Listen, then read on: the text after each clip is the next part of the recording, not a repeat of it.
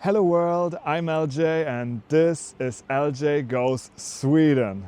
Today it's time to test the auto shifting feature of the Tesla Model 3 here on this little parking lot. If you're wondering why am I outside without a hat, without a jacket whatsoever, we have currently plus 4 degrees. Like it's crazy. We still have a lot of snow of course, but it rained and it's just warm. It really feels like summer is coming, but we're at the end of February. I have a few ideas, of course. I am on a parking lot because the feature is used for parking most of the time, but I also want to try it out with snow as an obstacle because that is at least the biggest issue that I have. Based on the area where I am living, I don't really have any parallel parking, but I want to play around with how good is the car at predicting when I want to change direction of driving.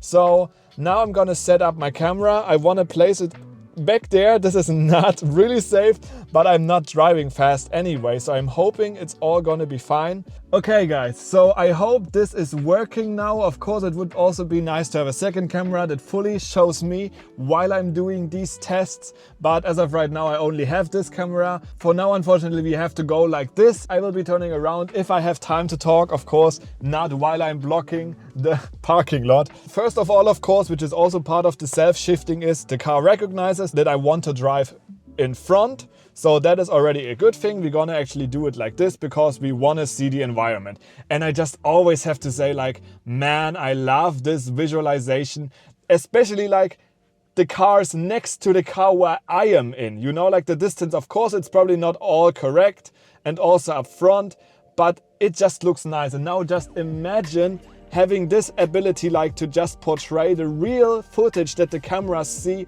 on these cars.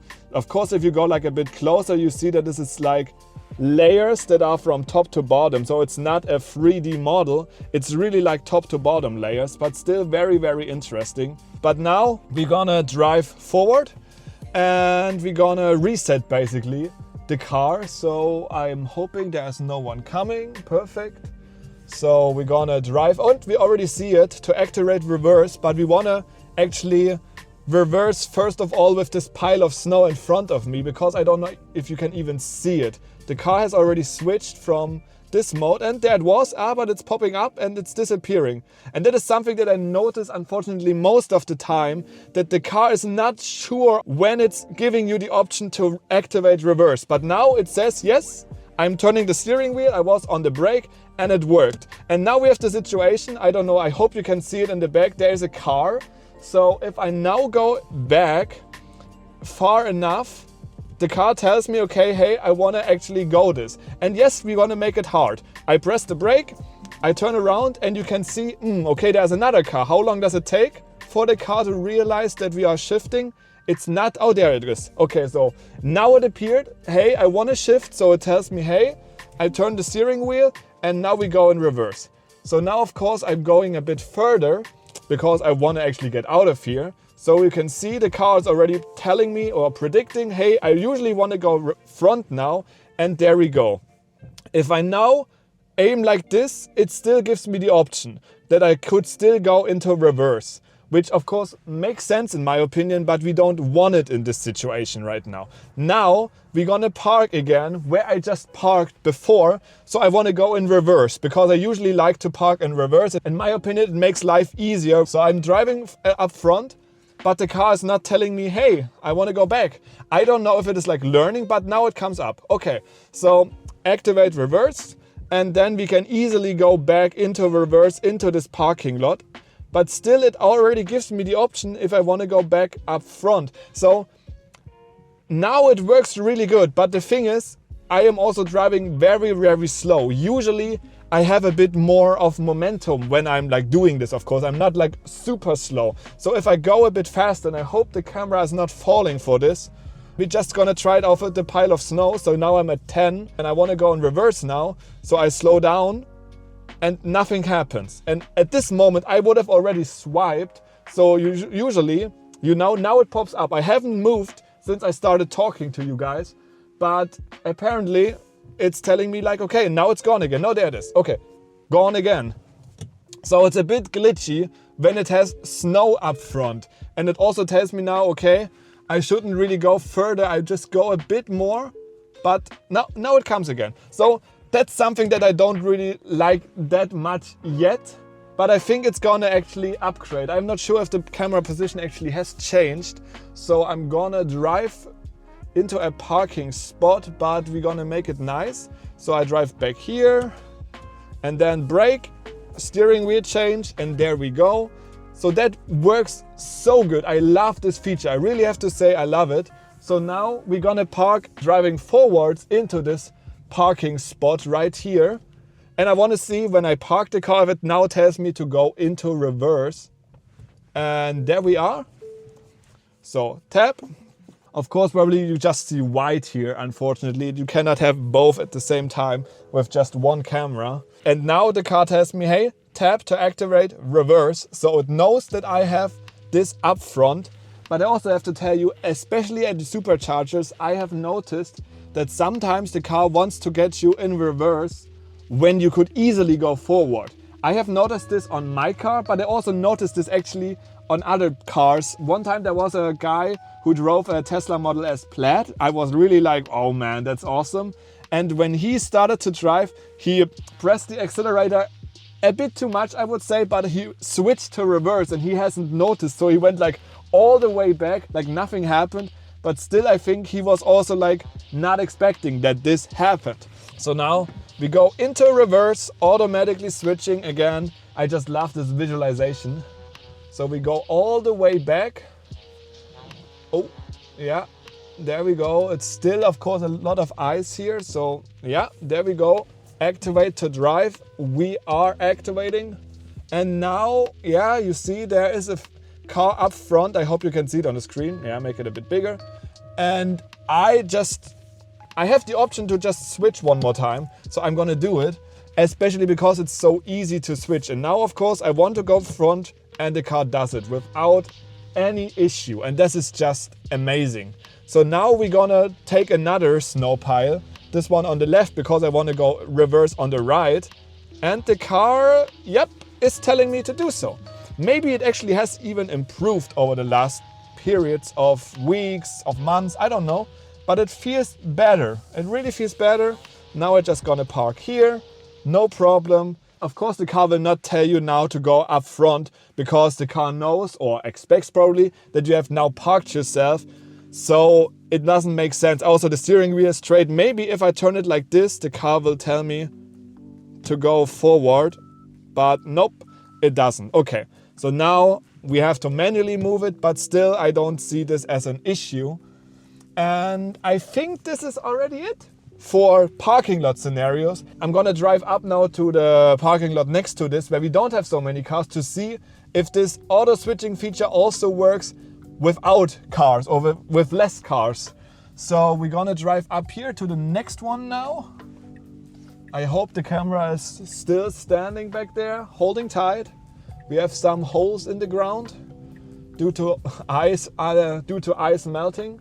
But there we are, and here we are at this parking lot. Here we only have 2 cars. So now I wanna park in reverse. I don't know if you can see anything up out of the windscreen next to the car right here. And I wanna take the snow pile to reverse. So let's see if the car is understanding that I wanna park behind this.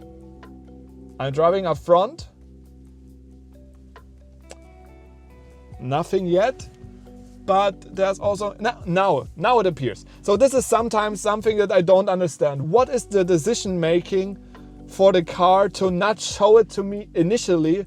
Why does it sometimes like take a few seconds, or maybe like pressing the brake or something? This is something that I have not understand yet. Now I'm back here. Of course, I am parked now, but I also saw that I could have turned back up. So now I want to actually pretend that I want to turn around by using the snow pile. So we have a wall of snow in front of me right now.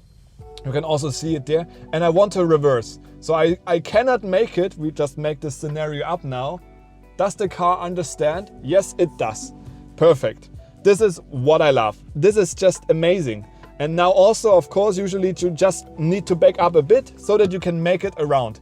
Perfect scenario. We're gonna do the same thing now with this Audi in front of me, I cannot make it around him. So I need to reverse. Does the car tell me to do so? Of course, I don't want to trigger any car alarm or whatsoever. But you saw, yeah, there it is again. It appears, but still the confidence is not fully there yet, which is something that I just have to say would be better to have full confidence and just tell me, hey, I think you want to switch now, and then don't like disappear and appear and disappear, because now I want to go straight again. It was just there for a second, but maybe I drove too far in the back and now it doesn't want to tell me again anymore. So now I want to go up front, but I cannot make the car. There we go. Now I can make it. So maybe you understand what I want to tell you with this feature. I love the feature because it makes life so much easier with the switching. You don't even have to do it, but the missing confidence sometimes, especially like when you're not driving that slow as I am right now, makes it hard, because usually human drivers are not slow. They always have this level of stress, and especially when you want to park, you don't want to bother anyone. You feel not comfortable if something goes slow. You feel the pressure of other car drivers around you. This is also the reason why a lot of those auto parking features just don't get used, because they are too slow. They feel uncomfortable. Same with full self-driving for some people, where they say like, okay, the car takes too long to make a decision. And this is a thing that also comes to play here. The car is not confident enough to tell me, hey, switch, and then you can just make your own decision to switch.